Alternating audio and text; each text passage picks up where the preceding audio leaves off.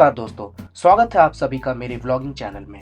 बात है 24 दिसंबर सन 2023 की, जब अंधेरी रातों में सुनसान राहों से गुजरते हुए मैं निकल पड़ा पेरिस मोनालिसा की तलाश में। पर हाँ, मैं अकेला नहीं था। मेरा बचपन का दोस्त अर्पण भी मेरी इस खोज में अपना कीमती वक्त अर्पण करने आया था। मुझे पता था कि आगे का सफर काफी चुनौतियों भरा है, इसलिए हमने सोचा क्यों न पहले पेट पूजा कर ली जाए। पेट पूजा करने के बाद हमने कियोस्क से मेट्रो के लिए टिकट्स लिए और फिर भूल भुलैया वाली लंबी गलियों से गुजरते हुए हम चल पड़े अपने हॉस्टल की तरफ, जहां हमें अगले 3 दिन गुजारने थे।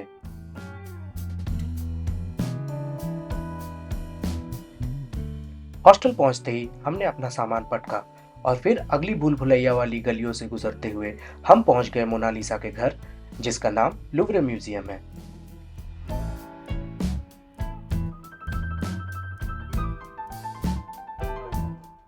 कहा जाता है कि मोनालिसा यहाँ काफी सालों से रह रही है।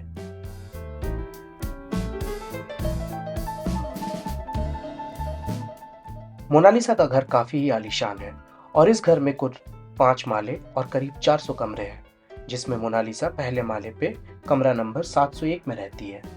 थोड़ी दूर चलने पे हमें पता चलता है कि मोनालिसा से मिलने धूम सिनेमा का सेट छोड़कर मेरे फेवरेट सुपरस्टार ऋतिक रोशन भी आए हुए हैं।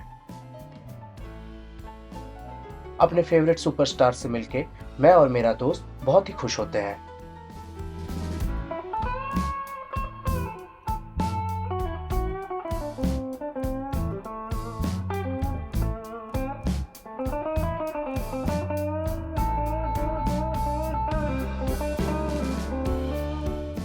फाइनली काफी देर चलने के बाद हम मोनालिसा के कमरे के पास आ जाते हैं और फिर अंकल जी से परमिशन लेके हम मोनालिसा के कमरे के अंदर चले जाते हैं। पर हमें क्या पता था कि हम अकेले नहीं थे। हमारी तरह और भी बहुत से लोग मोना से मिलने आए थे। यहाँ हमें और भी दूसरी बड़ी हस्तियों से मिलने का मौका मिलता है।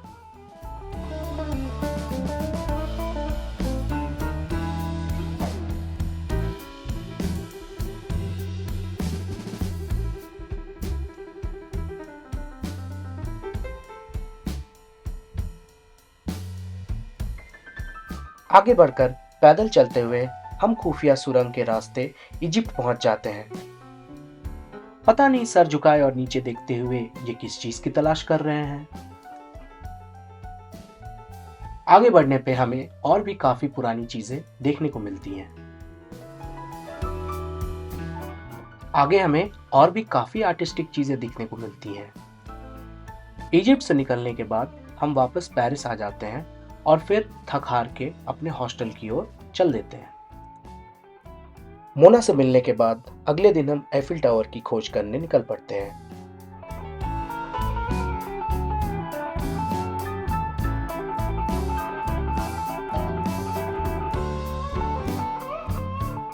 एफिल टावर काफी शानदार है और वो मोना के घर से काफी बड़ा है। ऊपर जाने के लिए हमें लिफ्ट का सहारा लेना पड़ता है।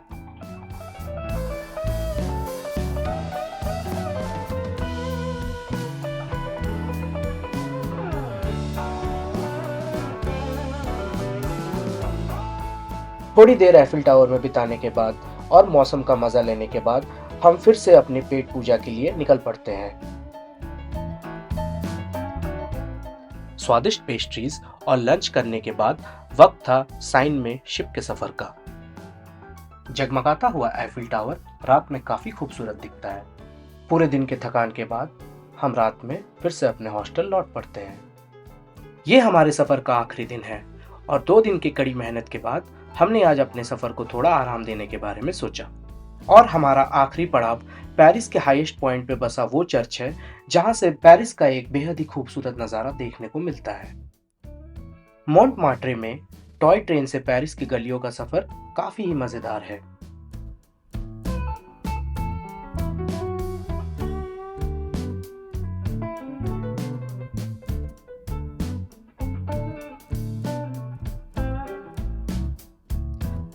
वक्त हो चला था अपने सफर को यहीं खत्म करने का।